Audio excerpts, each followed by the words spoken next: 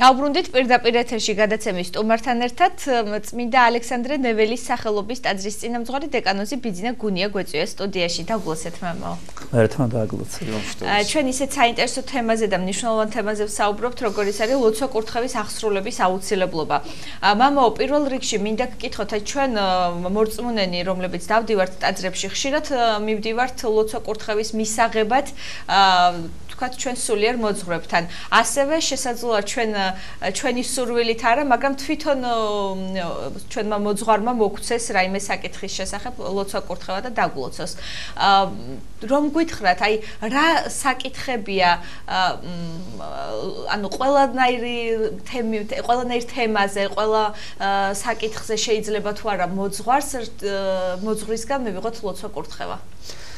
დიახ, სათქმელს წინ წაუძღვარებ შემდეგ აქტუალურ საკითხს. ლოცვა კურთხევა იმ ადამიანთათვის არის აქტუალური და მნიშვნელოვანი, როგორც თქვენ საუბარი დაიწყეთ, ვინც მორწმუნენი გახლავთ. დიახ, საქმე იმაში არის გახლავს, რომ თუ ადამიანი არ არის ეკლესიური, მისთვის არც ლოცვა კურთხევას აქვს რაიმე მნიშვნელობა და ამისი არსიც კი არ ესმის. რაში მდგომარეობს ლოცვა კურთხევის არსი? უპირველეს ყოვლისა ღვთისნების გამოძიებაში. ჩვენ ყველამ ვიცით მამაო ჩვენო და იქ არის ერთ-ერთი უამრავ სიტყვებთან ერთად საოცარი რამ, ვიყავ ნება შენი ვითარცა ცათა შინა ეგრეცა ქვეყანასა ზედა. ანუ ადამიანი უნდა ეძიებდეს ღვთისნებას და აღასრულებდეს მას. ერთგან უფალი ბრძანებს, ვისაც ვუყვარდე მე სიტყვანი ჩემნი დაიმარხნეს და მე აგზელებს და ვისაც მე არა უყვარდე სიტყვანი ჩემნი არა დაიმარხნეს. მინდა კიდევ უფრო ჩაუღმავდე ამ საკითხს. თუ ადამიანი ჭეშმარიტი მორწმუნეა, იგი რა თქმა უნდა ლოცულობს და იგი რა თქმა უნდა მარხულობს. იგი რა თქმა უნდა ლოცვა კურთხევას იღებს, რათა ღვთისნება გამოიძიოს. კიდევ უფრო თუ ჩაუღმავდებით, ვიტყვით რომ როგორ უნდა გამოიძიოს ადამიანმა ღვთისნება? უპირველეს ყოვლისა წმინდა წერილიდან. რა თქმა უნდა ჯულის კანონიდან, რა თქმა უნდა წმინდა მამათა შეგონებებიდან. ყოველივე ეს მან უნდა მოისმინოს მოძღვრის პირით, გადაგებისას და ასე შემდეგ.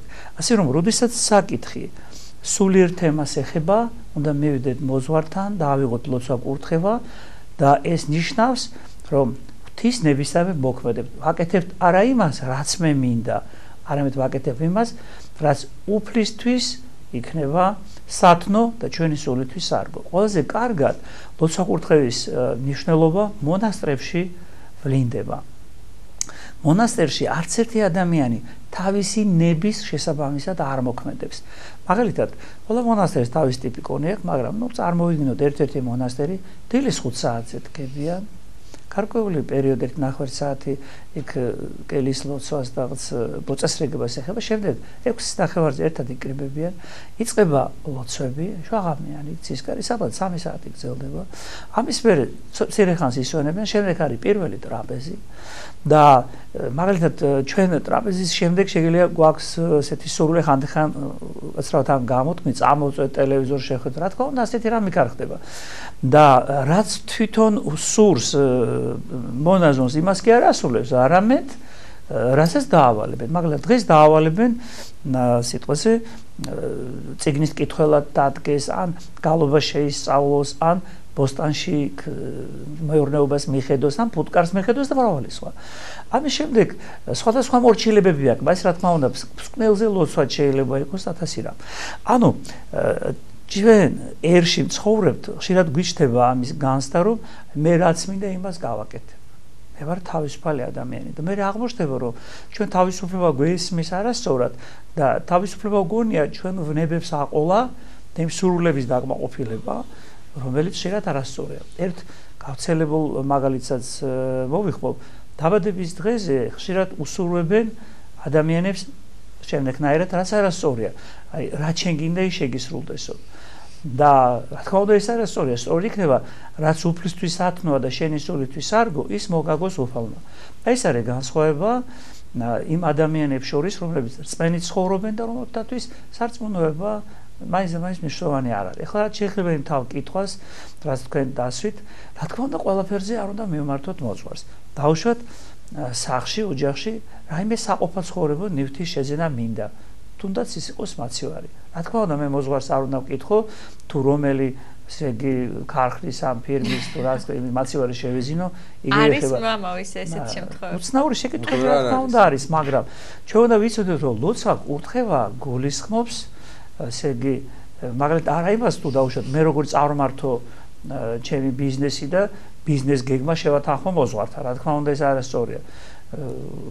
რომ ციცოდეს მოძღვარმა დავუშვათ საერო ცხოვრებაში იყოს ეკონომიკური განათლებით, ეს მას არ უნდა ვკითხოთ, გაამართლებს თუ არა ეს პროექტი, იქნება თუ არა ეს საჭირო და შემდეგ ან რომელი ტელევიზორი იყიდოს და სად ადგას იქ. მაგრამ თუ ეს ეხება საკითხს სულთან მიმართებაში, მაგალითად რა გადაცემას უყუროს, აი უყუროს თუ არა აი ძალიან მოზღვავებულ შოუებს, რომელიც ძალიან დაბალი ხარისხის არის და ხშირ შემთხვევაში გაჯერებულია უწმაწური სიტყვებით და ისეთი საკითხებით, რომელიც უბრალოდ ადამიანს უფრო ვნებს, განსაკუთრებით მოზარდებს და ბავშვებს ვნებს, რა თქმა უნდა, აქ შეიძლება მოძღვარს ვკითხოთ, ამაო როგორ ჯობია, რას მივაპყროთ თვალი, რაზე გავამახვილოთ ყურადღება. დღეს ახალგაზრდებს დაავიწყდათ ციგნი და კომპიუტეროს მიჯაჭულებს საკმაოდ დაშორდნენ განათლებას. თქვენ იცით, რომ სამწუხარო ფაქტია ეს გასულ წლებში პედაგოგების დიდმა პროცენტმა ბარიერი ვერ გადაალახა. მე კი არავის გავიკითხა ტკივილით ვამბობ ამას და თქვენ წარმოიდგინეთ რა მდგომარეობა მოსწავლეებთან მიმართებაში. მე თვითონაც მშობელი გაახლავართ და ვიცი გულწრფელად ვიტყვი არ მომწონს ეს პროგრამები, უკეთესია, ნუმჯობესია მშობლებსაც კითხონ რა ჯობია ერთობლივად განიხილონ ეს და არა რაიმე ინსტრუქციით ან ჩვენი ქვეყნის გარედან მივიღოთ ინსტრუქციები თუ რა სახისაგნები და რა ვასწავლოთ. ხო, ისევ ლოცვა კურთხევას მე და დაუბრუნდე. გარდა პირადი ლოცვის მოძღვრის ლოცვა კურთხევისა, ჩვენ ყური უნდა მივუგდოთ წყემსთავრის ლოცვა კურთხევას. მე მინდა გავიხსენო ის საოცარი სიყვარული ნათქვამი გადაგება მიმდინარე წლის 22 მარტს კვირას, როდესაც სრულიად საქართველოს კათოლიკოს პატრიარქმა ლოცვა კურთხევა მიისცა სრულიად მრევლს და მან ბრძანა, რომ ღვთისადმი მადლიერების დღე უნდა დაწესდეს. და ეს დღე მან დაუკავშირა აღდგომის ბრწყინვალე დღესასწაულს. და თქვენ მოგეხსენებათ, რომ აღდგომის ბრწყინვალე დღესასწაული მოძრავია გახლავთ და იგი ძველი სტილით 22 მარტიდან 25 აპრილის ჩათვლით, ესე იგი მიმოდის. და სწორედ ამ დღეს დაუკავშირა და მან განგვიმარტა, რომ ქრისტიანის ცხოვრებაში მადლიერების გამოხატვას ძალიან დიდი მნიშვნელობა აქვს. ადამიანი გამოხატავს რა მადლიერებას ღვთისადმი, პიროვნებისადმი და ასე შემდეგ, იგი მადლს ღებულობს. საოცარი რამ ბრძანა მის მოწმენდესობამ, რომ მან გადაწყვიტა, რომ წელს სააღდგომო ლიტანიობას ჩაატარებს სვეტიცხოველში. მოუწოდა მრევლს ასევე, რომ ვისაც ამის შესაძლებლობა აქვს, სააღდგომო ლიტანიობისათვის დაიძრას თბილისიდან და სხვა ესე იგი ახლო მდებარე დასახლებებიდან და ფეხით ჩავიდნენ სვეტიცხოველში. და მან ისეთი რამ განიზრახა, რომ ამ მადლიერების დღესთან დაკავშირებით, როდესაც დასრულდება სააღდგომო ლიტანიობა, როდესაც ესე იგი საზეიმო წირვალოსა დასრულდება, წინ გამზადებული ზვარაკის დაიკვლება, ანუ აქ იგულისხმება იმ ხალხისთვის განკუთვნილი, ვინც ჩამოვიდა დავუშვათ თბილისიდან და წივრის დასრულების შემდეგ, სააღდგომო ლიტანიობის დასრულების შემდეგ არ აქვს საშუალება გაიხსნილოს და მათთვის მის მოუწმენესობამ ბრძანა, რომ დაიკვლება მოზვერი, ცხვარი, პოჩი და ასე შემდეგ. ეს ვიღაცამ არასწორად გაიგო, უბრალოდ ასე სურდა მას რომ გაიგო ეს და ეს ნამდვილად უმშვენიერესი ლოცვა კურთხევა სწორად არ მიიღო. და თითქოს და წარმოაჩინა აზრი, რომ მსხვერპლშეწირვა ყოფილა ზვარაკის დაკლა, დაუშვათ იქ მოზვერის, ცხვარის და ყოჩის. ეს წარმოუდგენელია პირდაპირ. მე ხვდები, რომ ასეთი ცნობიერების ადამიანებმა უბრალოდ არ იციან ნიშნულობა მარხვისა და ლოცვისა, ან უბრალოდ გონებით იციან და არ ასრულებენ ამას, არც ლოცვა-კურთხევა იციან და მე ვფიქრობ, რომ საქართველოს ეკლესიის წყევმთავრის აღნიშნული ლოცვა-კურთხევა ერთ-ერთი უმნიშვნელოვანეს ფურცელს გადაშლის ჩვენი ღვთივკურთხეული ერის ცხოვრებაში, ჩვენი ერის სულიერ გამოგვიძებაში, რომ დაწესდა მადლიერების დღე. ამას უნდა მივაქციოთ ყურადღება და მოვიქცეთ ისე, რომ თუ რაიმე ვერ გავიგეთ, დავეკითხოთ და არ გავაკეთოთ, ასე იგი ნაჩქარებით დასკვნები, ფსალმოში ერთგან წერია, დადვეთ სათაშინა პირი მათი და ენაი მათი ეთრია ქვეყანასა ზედა. ასე რატო უნდა მოვიქცეთ? მამაბიძინა, აი ლოცვა-კურთხევაზე ბრძანეთ, რომ სასურველია მით უმეტეს სულიერ საკითხებს როდესაც ეხება და პრინციპში აუცილებელიც კი ხო რომ გამოვეძიოთ ღვთისნება და ამას ჩვენი მოძღვარი ასრულებს ხო მაგრამ არის მეორე მომენტი გვეხმარება ხო აი მეორე მომენტია ცდილობენ ადამიანები ეკლესიური ნაწილი ცხადიან ნუ იციან რა მეტნაკლებად აი ამის მნიშვნელობა ცდილობენ არც დაარღვიონ ეს მაგრამ მეორე კუთხით უკვე გადაწყვეტილი აქვთ ესა თუ ის პირობა, ვთქვათ, გადადგმული აქვთ ნაბიჯი, მაგრამ აი მოძღვართანაც მივა რა და იკითხავს, აი მამაო რა ვქნა, დავიწყო თუ არა, ვთქვათ, რაიმე საქმე, ვთქვათ, ან წავიდე თუ არა სადმე, მიდიან სამწუხაროდ ამ თემებზეც, ხო? თაში დაისვენოს თუ ზღვაზე დაისვენოს. რამდენად მნიშვნელობა აქვს ამას? არის თუ არა ეს თავის მოტყუება და სიყალბე, როდესაც მე უკვე გადაწყვეტილი მაქვს, რომ უსათუოდ გავაკეთებ ამას, მაგრამ მაინც მივედი ჩემ მოძღვართან და ვეუბნე, მამაო, როგორ მოვიქცე? პირველ ყოვლისა ამ საკითხს შევხედოთ, როდესაც ადამიანი პირველ ნაბიჯებს დგას ეკლესიაში, არ უნდა ჩავთავოთ, რომ მან უკვე სრულყოფილების სიმაღლეს მიაღწია. ეს ნიშნავს, რომ მას მოუწევს ბევრი რამის გაცნობიერება და მათ შორის ამისაც. რა თქმა უნდა, ლოცვა-კურთხევას რო ვიღებთ, ჩვენ ეს უნდა მივიღოთ ეს ლოცვა-კურთხევა როგორც ღვთისნების განცხადება და არა დამოწმება ჩვენი სურვილისა. ყოველ შემთხვევაში თქვენ მართალი ბრძანდებით, ჩემს პრაქტიკაში ის რომ მოსულა პიროვნება, რომელიც ვერ დავარქვევ სულიერ შვილს უბრალოდ დადის და ერთი პერიოდი დაიკარგა ერთი 3 თვე და მე ეთქა რომ მამაო მოვედი თქვენთან კურთხევაზე, მივდივარ ამ და ამ ქვეყანაში, უკვე ბილეთი აღებული მაქვს. და მე ესე გავეხუმრე ალბათ იმიტომ მოხვედი რომ გაგაცილო კიდე მე აეროპორტში დაგეშიდო ხელი დაგიქნიო თორემ ლოცვა-კურთხევა თუ გინდოდა სანამ ბილეთს აიღებდა გადაწყვეტავდი შემით ახმევდი ამ საკითხს თუ ესეთი სურვილი ქონდა არც ეს შემთხვევები როცა ადამიანები წასულებიან სხვა ქვეყანაში იქ აღმოჩნდებიან სულიერ ვაკუუმში მე მონახავენ მართლმადებლურ ტაძარს და იქიდან გვირეკავი რომ აი მამო იქ მოძღვარი არ გვაძლევს უფლებას თუ საკუთარმა მოძღვარმა არ მოგცანება და ვეკითხებით ნუ ტელეფონში როდის წახვედი აღმოჩენა ჩვენთვის ის უკვე წასულია იქ ასეთ შემთხვევები ხდება და ჩვენს უხსნით რომ გამოსწორდეს ეს მდგომარეობა რა თქმა უნდა თქვენც იმიტომ წამოჭერით ეს საკითხი არა მიზით რომ იმე გამეკითხოთ არამედ გამოასწოროთ ეს მდგომარეობა და კარგი იქნება თუ შეიგონებენ ადამიანები რომ თუ რაიმის გაკეთება გსურს რაც რა თქმა უნდა მოძღვარს ეხება აუცილებელია ამასთან დალაპარაკება მოძღვართან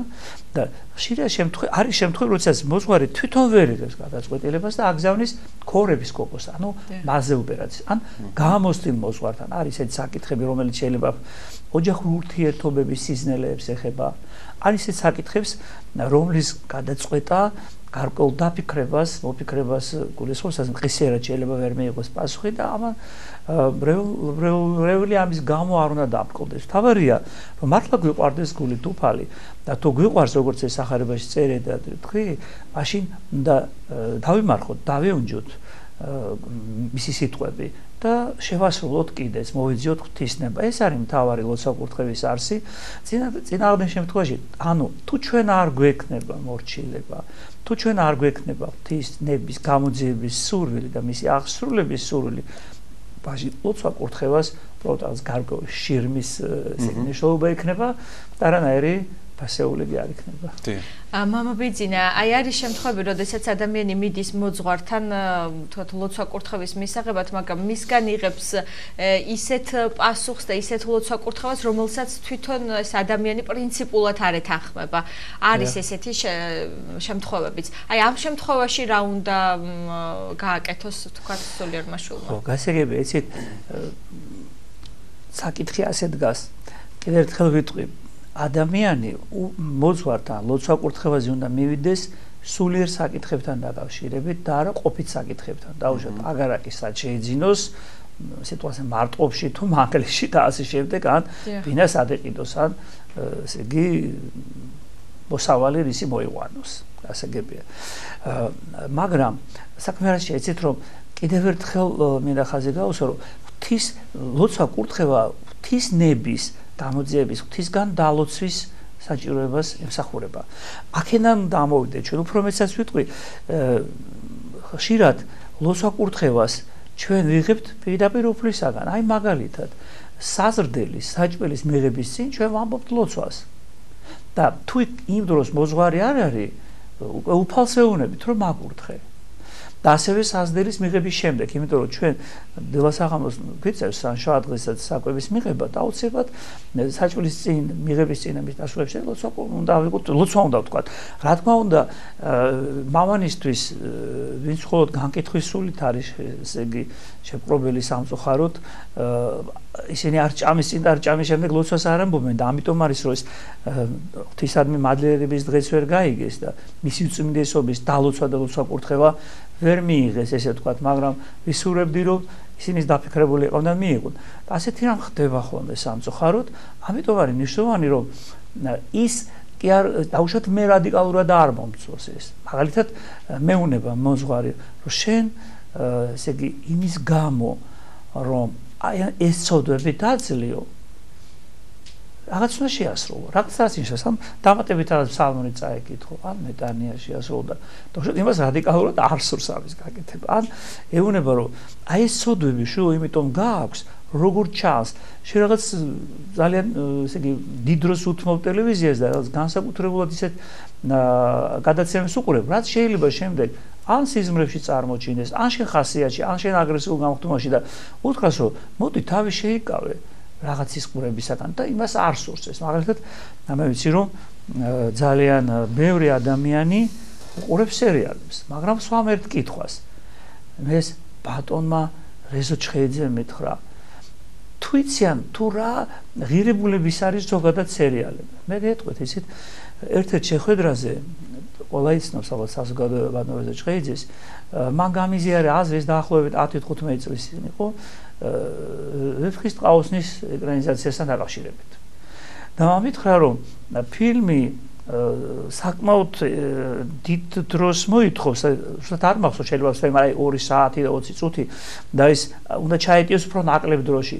მე მექანიკურად წამოსვლა, ხო შეიძლება ჩვენ სერიები გადავიღოთ ამასთან დაკავშირებით, მაგრამ მითხრა რომ ამავიზნე როდესაც ლაპარაკია ფილმის ნომინანტზე წარდგენისა რაღაც იღებენ იქ სხვადასხვა იქ ეს არ ეხება სერიალებს, სადაც 1000 სერიალია და ასე შემდეგ.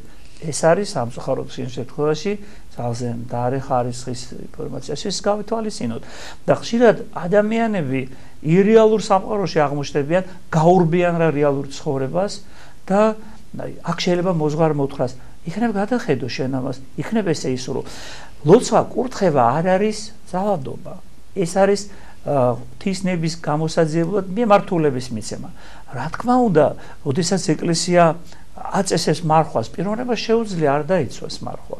როდესაც ეკლესია ბრძანებს დაუშვათ 10 წნებიდან, ესე იგი 6 დღესა იქნოდეს საქმეში და დღეიგი მეშვიდე წმინდა ყავ. არ მოვიდეს ტაძარში და არ იაროს. მას შეუძლია არც ლოცვები ვერ წაიკითხოს, მაგრამ ღვთის მადლს ვერ დაეუნჯებს. ჩვენ იმიტომაც კითხულობთ ლოცვებს, იმიტომაც ვარხულობთ, იმიტომაც ვცდილობთ ჭამის წინ და ჭამის შემდეგ ველოცოთ და სხვა ლოცვები ავასრულოთ დაუშვათ შვიდგზის ლოცვები, რაც მისმა უწმინდესობამ და უნიტარესობამ გაკურთხა. და თუნდაც ის მოწოდებელი ლოცვა-კურთხევა ღვთისადმი მადლიერების დღეში, დღის ესე იგი რიტუალებში მონაწილეობა და თუ მე ეს არ მინდა, არც არავინ მაძალებს. თუ მე არ მსურს რომ ოჯახი ვაკურთხო და დელი მოიწვა, არც არავინ ვაკურთხოს. ერთი სამწუხარო შემთხვევა მინდა გავიხსენო. ერთ-ერთ ოჯახში მივედი, სამწუხარო ფაქტი მოხდა, გარდაიცვალა ოჯახის უფროსი და მე მიწვევს წესისასაგებად.